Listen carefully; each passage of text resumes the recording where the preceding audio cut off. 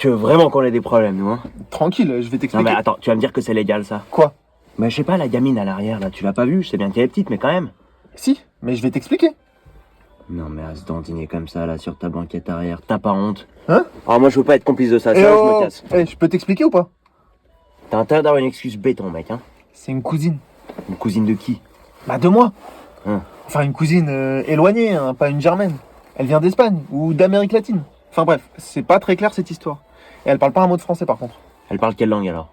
Bah espagnol. Ah ouais. Là elle est en France dans le cadre de ses études. Tu sais, semestre d'échange, Erasmus, enfin bref, j'ai pas tout compris. Et mes parents sont en vacances, donc c'est à moi de m'en occuper pour quelques jours. Là on va aller lui faire visiter la ville. Mais est-ce que c'est légal ou pas? Mais de quoi? Bah, je sais pas, elle est mineure, non?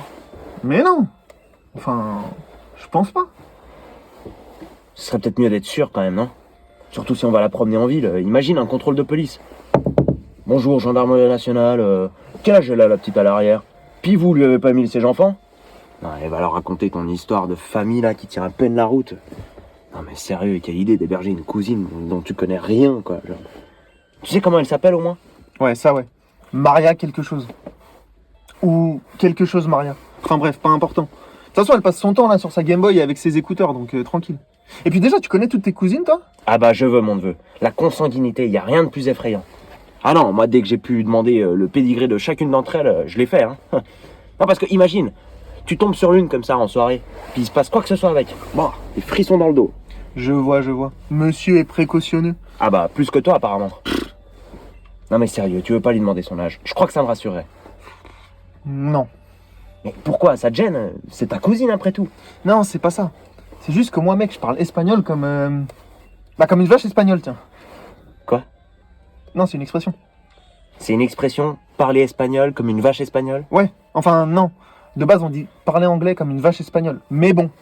Mais bon quoi? Mais bon, c'est pour dire que je parle pas bien l'espagnol, quoi. Hein? Au XVIIe siècle, ils disaient ça avec Vasquez, qui désignait les Basques, tu vois. Et on considérait que les Basques, ils parlaient pas très bien français, tu vois. Puis après, avec le temps, on a remplacé Vasquez par vache, parce que bon, c'était légèrement offensant envers le peuple basque. Ouais, je vois. Et tu peux pas lui demander en anglais au pire? Je parle pas bien anglais non plus, mec. Ah ouais? Comme Voilà. quel type de vache? Très drôle. Bon, tu sais quoi, je me lance. Maria? Maria? Eh. Si. Hi, nice to meet you. I'm a friend of your cousin là. Puis on se demandait, how old are you? Non, because you look very young with your small jupette quand même. Disculpa, no hablo inglés. Ah, on est vernis. Hein. Ah, ça va être sympa la petite visite touristique de Paris avec elle là. Désolé, hein. Eh, dis-toi que je l'ai depuis hier, et ça jusqu'à la fin de la semaine, mec. Bon bah, tu sais quoi, démarre et puis on découvrira son âge quand on se fera contrôler par les flics. Pour autant qu'elle ait ses papiers sur elle et qu'elle soit en règle. Quartier latin, ça te va? Allez,